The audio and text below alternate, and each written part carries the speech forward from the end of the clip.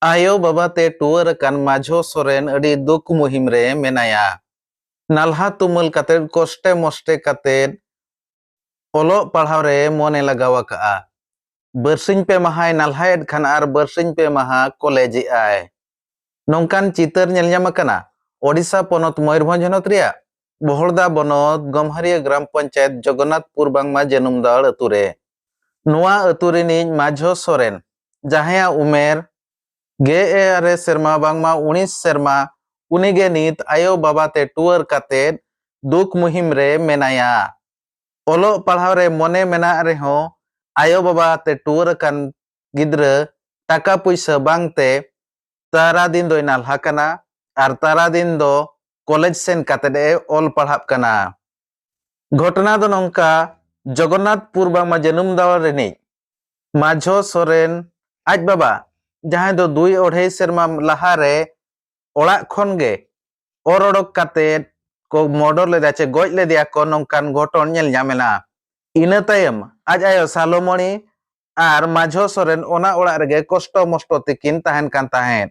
Arho duk berti na jete bere aj ayo aj e jamai bagiak dia chalawen pe chando huina aj ayo Salomoni Soren aj e jamai bagi kated etak horak tisap kated etak songsare nyel kia.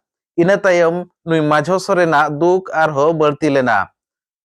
Jaha rapud orak tahen kana ona rapud orak ho chalawen batya danate pura landur dasur chaba hakana. Nito ona orak re chili ho bangko tahen dareyak kan lekan obostha hakana. Majho Soren lay acho ka je nit dharij te prosason aj golo soh lagid bangko malang hej akana. Noa ghoton idi kated sthaniyo arai ar sorpanch ko thenen rak nehor akan reho che aj orak ko emai kana che noa orak dusra jutraw lagid ko ବ୍ୟବস্থা kana. Noa jaha ghoton ghotaw akana bangma Majho Sorena ghoton idi kated apya rai che tahen kana ona latare comment kated pe laya.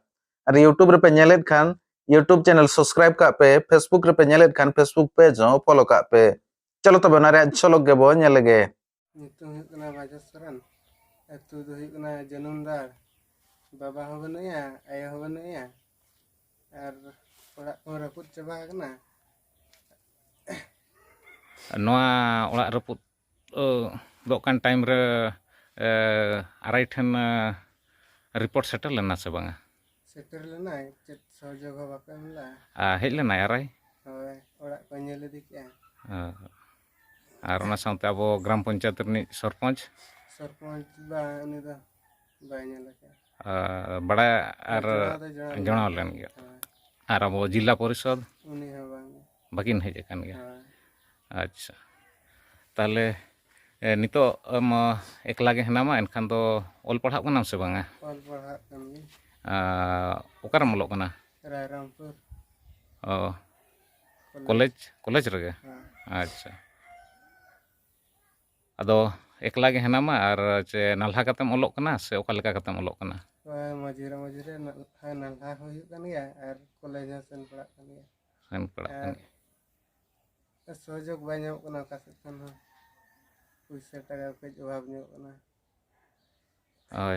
Ado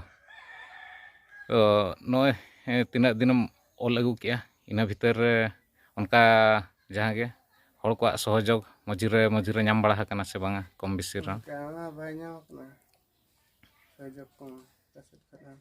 Acha